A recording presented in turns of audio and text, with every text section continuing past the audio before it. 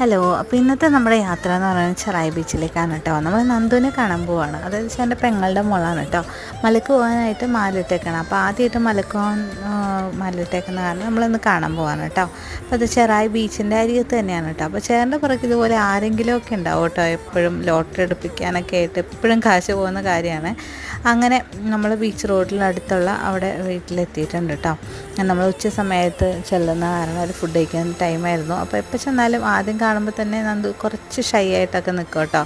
അങ്ങനെ പിന്നെ അവിടെ ചെന്ന് കുറച്ച് നേരം ഇരുന്നു. പിന്നെ നേരെ ബീച്ചിലേക്ക് വന്ന് കുറച്ച് വീഡിയോസൊക്കെ എടുത്തു. നല്ല അന്തരീക്ഷമുള്ള സ്ഥലമല്ലേ. അതായത് തിരിച്ച് വരുന്ന വഴി ഞാൻ എൻ്റെ വീട്ടിൽ കയറി കേട്ടോ. അപ്പോൾ ചേട്ടൻ ഇവിടെ അടുത്തായിരുന്നു വർക്ക്. അപ്പോൾ ഞങ്ങളവിടെ വീട്ടിലാക്കിയിട്ട് ആൾ വർക്കിന് പോയി. അപ്പം ഞാൻ നമ്മുടെ ചെടിയുടെ പുറകേക്ക് ഇങ്ങനെ നടന്നു. നല്ല ഭംഗിയുള്ള ചെമ്പരത്തിയെ കണ്ടപ്പോൾ ഞാൻ 2-3 കൊമ്പൊക്കെ വെട്ടി വാങ്ങിയിട്ടുണ്ട് കേട്ടോ. കൊണ്ടുപോയി പിടിപ്പിക്കാമെന്നാണ് വിചാരിക്കുന്നത്. അമ്മയ്ക്ക് 2 കൊമ്പുള്ള കണിക്കൊന്നയിൽ വരെ പൂവൊക്കെ ഉണ്ടായിട്ടുണ്ട്. അപ്പോൾ ഇതൊക്കെയാണ് കേട്ടോ ഇന്നത്തെ വിശേഷം.